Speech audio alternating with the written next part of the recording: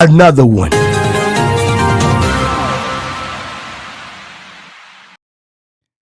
Leaving QA testing and a bit sad. I accepted a job as a BA, a business analyst, yesterday. I decided to leave QA, manual, and automated testing because I can't deal with the devs acting like they are smarter, better, more important than me. We're all on a Scrum team together, but they refuse to fix things that I identify with a product owner or their dev manager's boss telling them to. Okay, so they mean that the devs refuse to fix the things that they identify without their product owner or their dev manager's boss telling them to. I'm treated like a secretary, even though I have more domain knowledge than they do combined. They tell me what to do. They tell me what to test as if I don't already know.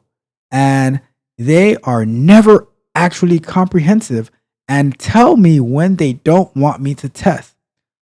I could add so much value, but they treat me like a lower member of the Scrum team. I thought a move to business analyst would take the parts of QA I like and lose the parts I don't like, but now I'm feeling like I'm giving up on QA.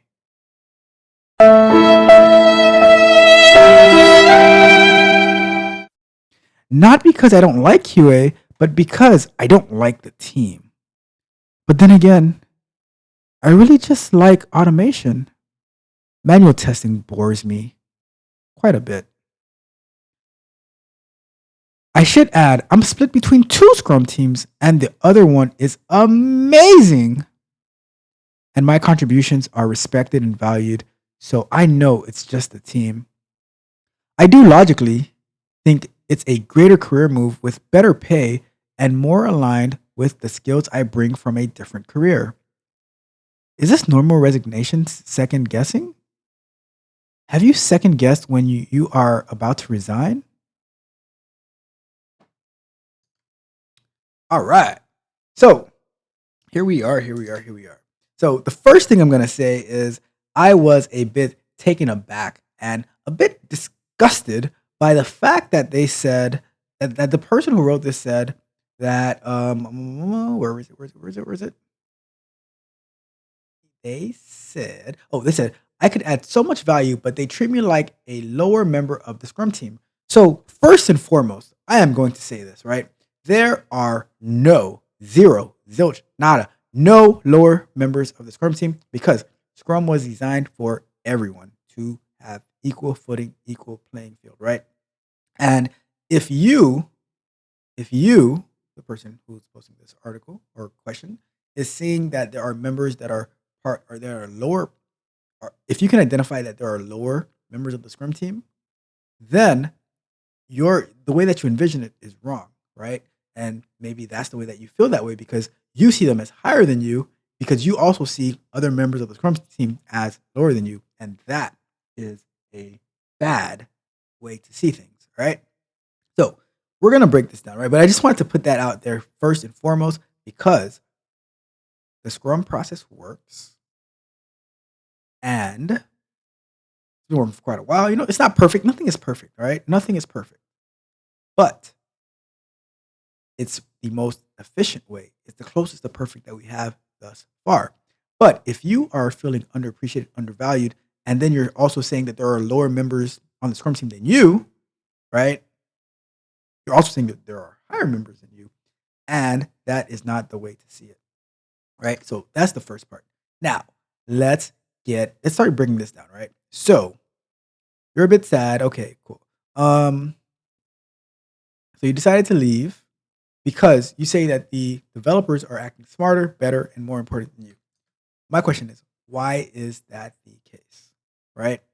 Um, See, and there's a bit of an ego problem here too because you also say that you're taking a slight diss at your developers because You say that they treat you like a secretary even though you have more domain knowledge than they do combined, right?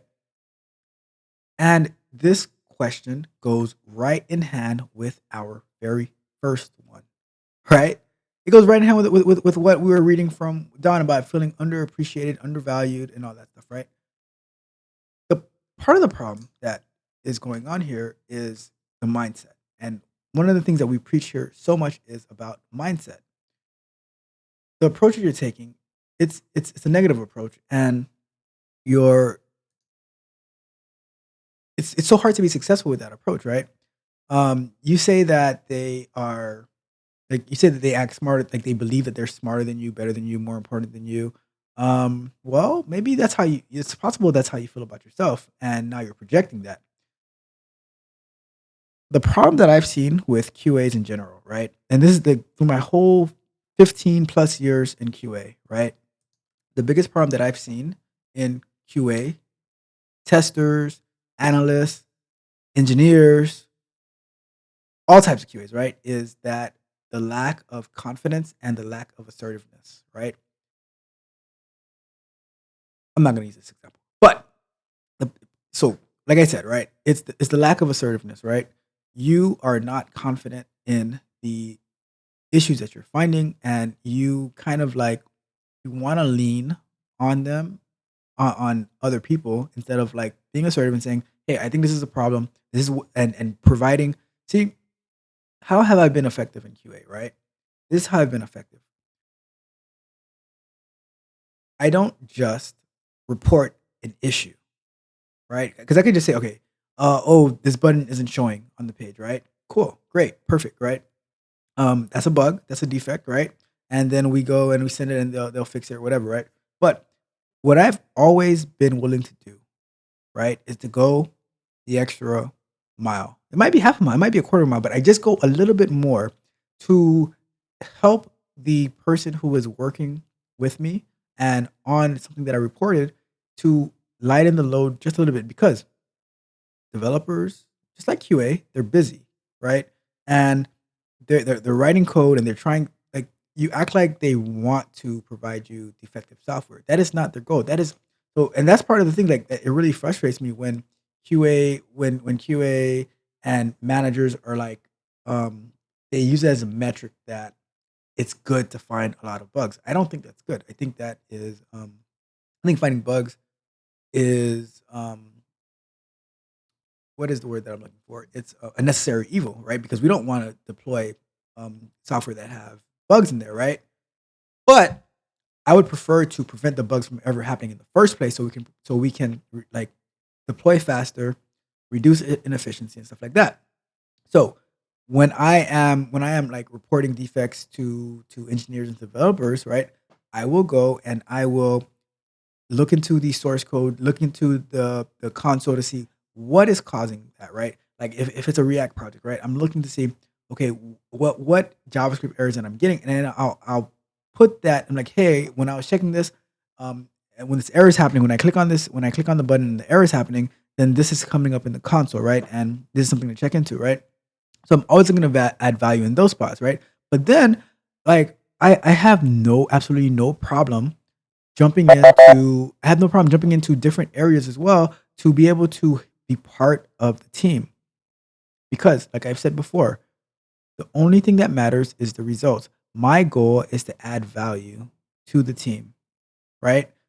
And by doing that, we're able to get along better. We're able to, and then by me looking to add value, then they look to add value to me too to help me because I've had developers who jump in and write automated tests, right? Like if I'm unavailable, if I'm busy, if I'm doing something, and I have the test plan ready for them, then they'll jump in and they'll help. Especially like when you're the only QA person on the team, and what if you need to go on vacation, right? How do you do that, right? And that's the thing that happens by having good relationships with your developers, right? Not thinking that they believe that they are quote unquote better than you and all that stuff, but by working together with them, right? Then it's a better team environment, right? So that mindset, like, and here's the thing, right? Being part of the team I'm willing to jump into anything that I have the knowledge and capability to do, right? So if we need to write some like postmortems and stuff, I have no problem jumping into that. I if we need to do some whatever the case may be, like I said, I wrote some Docker stuff to help Dockerize certain softwares. It doesn't matter to me, right? Because it's a team based mentality. Everyone is on equal playing fields on the on the Scrum team, right? So whatever it is, I'm willing to help.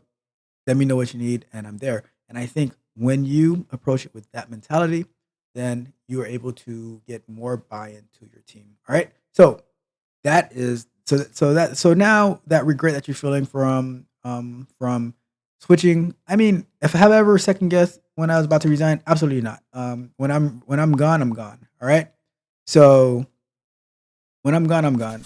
It is what it is, and that's how it goes. I don't regret, and when I have left, I've always excelled into greater territories. Always learned new things. Always pioneered forward because if I didn't leave my first QA job, as high as I got over there, I wouldn't have got into Docker. I wouldn't have got into API testing. I wouldn't have got into so many things that I got into, right? And then from that previous company, then I was able to get into a whole nother industry and learn from there, and get familiar with different technologies, and then to where I'm at now. It's just always pushing forward, never regretting. I don't regret the decisions that I make. The only regrets that I might have is that I didn't do it sooner. All right. So that's that. All right. So shout out to that question, and I hope you figure it out, because if you have these problems as a QA engineer or SDET or whatever your title is, it is possible that you can also have those issues in whatever role, because it's not about the position or the role, it's about the mindset. And you need to adjust your mindset to be successful. All right.